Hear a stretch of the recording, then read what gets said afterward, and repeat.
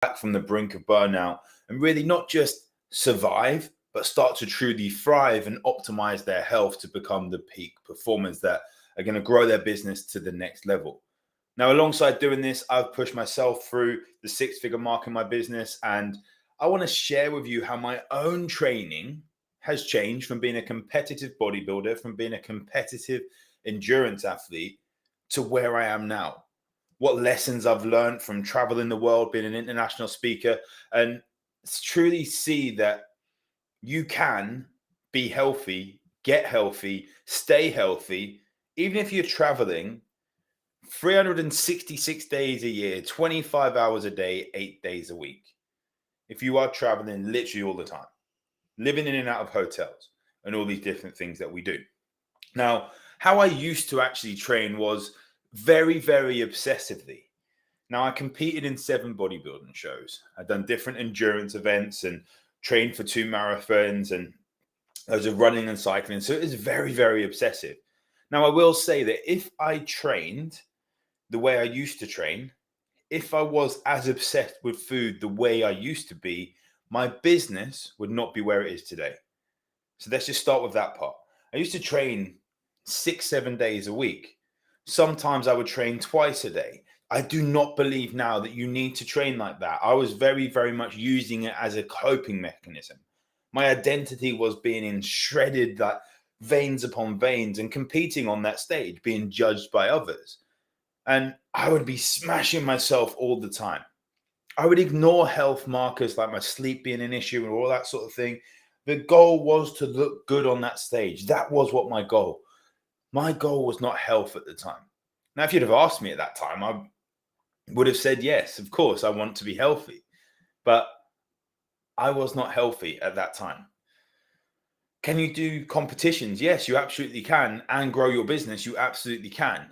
But not the way that I was doing it back in 2008 to 2012. And I used to be very obsessive. And I taught myself how to instinctively track food, to know roughly what I was eating. But at the time, I would make sure that every single gram of food, every single morsel of food was measured. I'd be eating out of Tupperware, be preparing all my food. And that's great. It's one way of doing it. And I know some people that are running their business that way, and they're good at doing it that way. Or they're eating that way while running their business, and they're good at doing that. But that stuff does not work for me now. As my schedule has got busier and busier, now I have planned my day exactly how I want to plan it. That's very, very crucial. We're at an event in Colombia. I was speaking at an event in Colombia put on by my client, Ron Reich. And there were a couple there called Demir and Carrie Bentley. Pretty certain it's Bentley. They got a book called Winning the Week. And Demir done a talk on structuring your day exactly how you want it. And we have these financial goals. But if you put something on board that pushes you towards your financial goal, and we see finance as success, but that financial goal pulling you towards that pulls you away from where you want to be on a day-to-day basis, is it truly successful?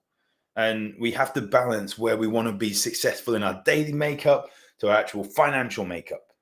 And that is one of the things which I've been truly, truly sticking to, that my working day starts at around 12 o'clock and will finish at around 8 p.m., not all the way through. It's just that most of my clients are in the USA and the UK.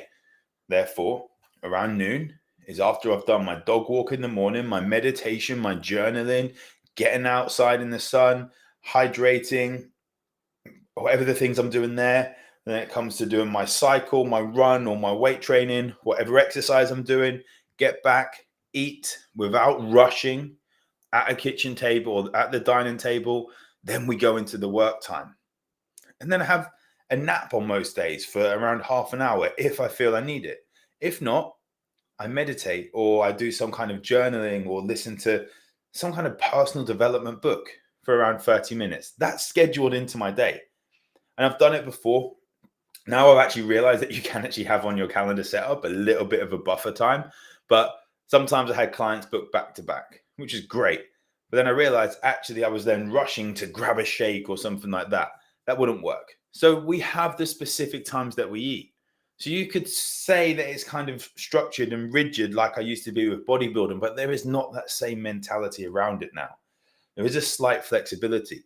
And the reasoning around having the food times at pretty similar times is because it's better for your health. It's better for your digestion, for your blood sugar levels, and for your circadian rhythm, our body clock.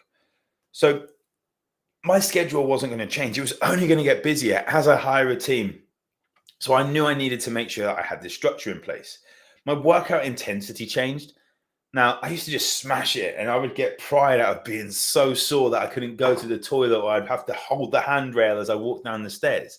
That wasn't going to be a good thing for me. So therefore, I switched my workout intensity. And yes, I still push myself. I still work on what we call progressive overload, and making sure that I am getting stronger, but I make sure I do what is actually needed. I stretch a little bit, enough, but nowhere near as what I used to actually stretch. But I actually have a specific stretching session in through the week. And then I have 10, 15 minutes of yoga in through the week. All these different things that help, they are specifically in there. And I have to follow a routine. I write my training out, I have it planned out, I follow this routine.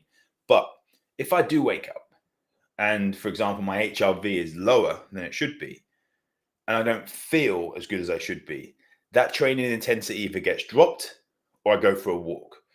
I make sure that every single day I'm doing something because it's in my routine. But it doesn't have to be that hard weight training session because it's written down. There is some flexibility in there. And I focus on how I feel throughout the day.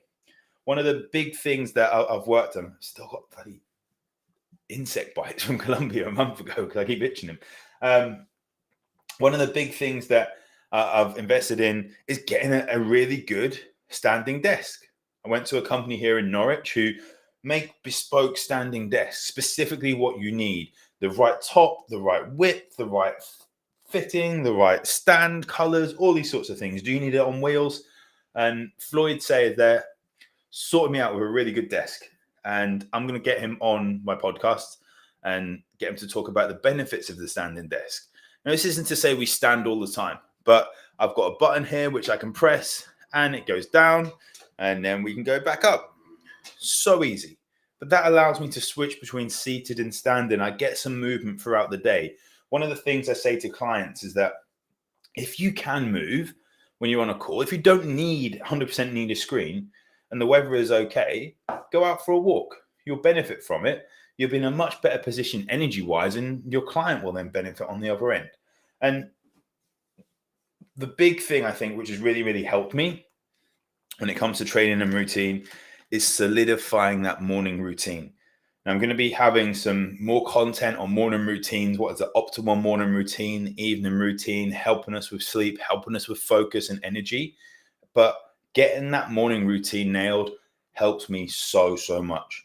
If for some reason I miss that morning routine, I notice it. It really sets me up for the day, getting that light early. And if it's dull outside, getting by a light box early, getting all these different things in early, not relying on caffeine. If you're struggling with afternoon energy dips or struggling with your sleep, and you're one of these people that say, oh, I can't take out caffeine, you obviously love those energy dips and the problems with sleep. It's not necessarily saying you need to take it out all the time, but switching that from your morning to a couple of hours later could help you so, so much. And again, I will make some content around that. Now, nutrition-wise, nutrition before used to be all about hitting the specifics when it came to my macros, getting the right calories, getting the right protein, the right carbohydrates, and the right fats. And I used to not stress about how I done it. I would just do it. And if I traveled, if I went for a day in London, I would have this big old six-pack meal bag, I think they were called, and had the zip and had pulled out all the plastic slots. It was great. It fitted its purpose for what I needed right there and then. I do not meal prep now. Unless like we're doing a big bulk chili or bolognese or something, and then we freeze a few portions. I do not do full meal prep. But I do want my food to be as convenient as it can be. Now, that means getting pre-prepared salads without dressings and things. It means getting things like steam cooked chicken. I use Gold Standard Nutrition's chicken. They just send frozen 2 kilo bags of chicken, get it out, defrost it, it's ready to eat. I usually put it in the frying pan, put it in some coconut oil and do a stir fry, or add some vegetables, or put it in the salad. But I want my meals to be ready in 5 to 10 minutes, because I don't want to be preparing loads of food and going backwards and forwards. And yes, I work from home, so I can go to the kitchen and grab it. But also, I know that my nutrition, when I'm on the go, I do not have to eat rubbish. There is always going to be some option. And when I go to London, for example, I know that Chipotle, I can have a healthy meal if I choose the right things. I know that at Subway, I can get a chicken salad, just about choosing the right things. You can go to M&S Simply Food and you can get loads of pre-packaged meats. And there are options in the States as well. You can go to Whole Foods, you can go to Sprouts, you can go to all the different counters where they have their pre-packed salads, and you can chuck loads of green veg in there. And you can put ready cooked fish or chicken or whatever it is in there with no dressings as such. You can then put balsamic or whatever lower calorie dressing you want to put on there. But I see so many people say that I'm traveling all the time, I can't stay on top of things. Yes, you can. Oh, but I'm going to a different country, it's not possible. Yes, it is. And I know, because I have done it. It's just not convenient all the time. Now, I know myself that I have the guidelines to stick by, is that I will not have gluten, because chances are it gives me a migraine. And I very rarely have dairy.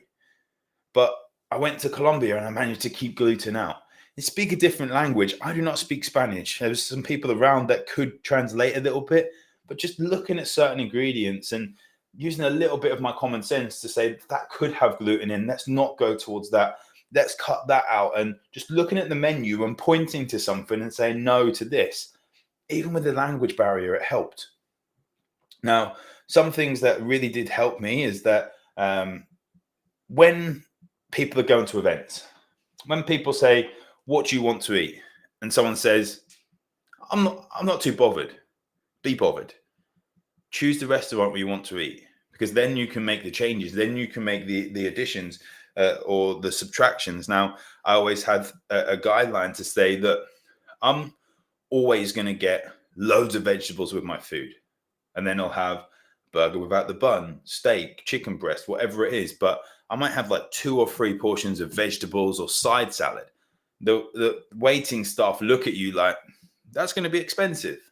So that's what I want, because I want to stay healthy. You can have that side of fries, you can have that burger bun, whatever it is, but you might not feel as good. It's not to say I never have these things, never have gluten, but sometimes I will have those. But when I'm traveling and I want to feel good for business and I want to show up as the best version of myself, it's pretty vital to have these certain things and to make sure that I am doing the best for my clients as well. Another thing that I've looked at with clients and myself, we've had things like meal delivery, not ones where necessarily where they just chuck the meals at you and you have to then prepare them, but actually getting meals delivered. Now, I've had it with a client in Philadelphia where I've looked around, found the meals, right, these are what are going to get delivered to you. He then goes and order them. A client in Palm Springs, she then goes and order the meals. That it's not just a local thing. There is so much information online. And if you need slight changes, I've emailed companies and said, can you do this or that? They're pretty easy to accommodate, because they're making their food in-house most of the time. And if they know they're going to get an order for a regular order for months on end, they will happily accommodate 9 times out of 10. If they can't, there's usually an alternative. Now, one of the things I found people find it hard to do is that, it's more here in the UK, I think, more of a British thing maybe, is that we don't want to be awkward. We don't want to change the things on the menu. You can change it. You're paying for your food. The waiter, the waiting staff want to make you happy most of the time. If not, you're probably in a very bad restaurant. But they'll cook things how you want to, and they will change things in the menu how you want to. But focus on what I talk about all the time. I have this 4 pillars way of eating. If we get our protein needs met, that is going to be key. If we get some fats in there, that's going to be key. It's going to help stabilize your blood sugar levels. Then we look at getting loads and loads of veg in there. Great, that's going to help with our fiber, our vitamins, our minerals, all these different things going to be there. And we make sure we get a small portion of fiber from like fibrous fruit, like berries or something like that. Great, that's going to help with a little bit of carbohydrate needs. And look at how you sleep. Always, if you are traveling, always look to eat in the hours you would eat at home, but on the local schedule. That will help you when it comes for things like jet lag or anything like that. But one of the things that the men and women that I've worked with really have said is that they didn't realize how bad their health was, or they didn't know how good they would feel or how bad they felt until they felt good. And that is so, so true. We see these warning signs that health is an issue.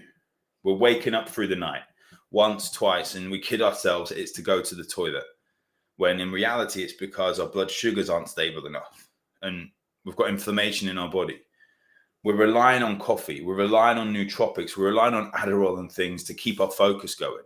We're suffering from brain fog, from migraines, from ADHD, from anxiety, from stress. We have these afternoon energy dips. We have problems with being wired in the evening. Like, we struggle with dropping weight. You've got brain fog, like, fix it. If you're low on energy, fix it. If your sleep is an issue, fix it. Listen to your body, because your body might get to a place where you actually burn out if we don't listen to these signs. And you can help yourself. You can help your health. Just about having those steps in place in order to do it effectively. You can outsource that stuff. That's why people hire me. People pay me good money to say, do this, do that, do that. And yes, they could Google this information. They could find out, but in Googling this information, they've got to then step through all the things that don't work to find the things that do work. And they've already wasted all that time already. They need the training, they need the nutrition, they need the guidelines to fix their body with the inflammation that's in it and with the stress that's been caused over the years. But overall, if you are running your business and you are struggling with your health and you are this person that wants to get everything implemented, just start and do the best that you can. One of the biggest tips I will say to people that are perfectionists in their business, that have grown their business to 6, 7, 8 figures and above, don't be a perfectionist, or be a perfectionist and not being a perfectionist when it comes to your health, because that is what usually holds us back. We say we're going to do this long fast, then we're going to go into a ketogenic, backloaded, intermittent fasting way of eating, and we're going to train this way, that way. We're going to put all these cold water dips in there, all these supplements, all these biohacks, and then we get overwhelmed, and it gives us an excuse because it was so much to do. We end up doing nothing, and it makes it okay in our mind. So simply do the best that you can. Pick one thing, implement it, make it a habit, then move on to the next. Make that a habit, then move on to the next. And if you need to outsource this stuff and you want to talk about getting your specific plan working for you, doing my health screening, doing my brain health screening, gut health screening, sleep solution, then drop me a message and we can get a call booked in. We can have a chat to see where you're at. And I'll be open and honest to say, I can help you or I can't help you. We're not at that position yet. The answer is usually yes, but I will be open and honest with you. Thank you for watching. Thank you for listening. And I look forward to speaking to you soon.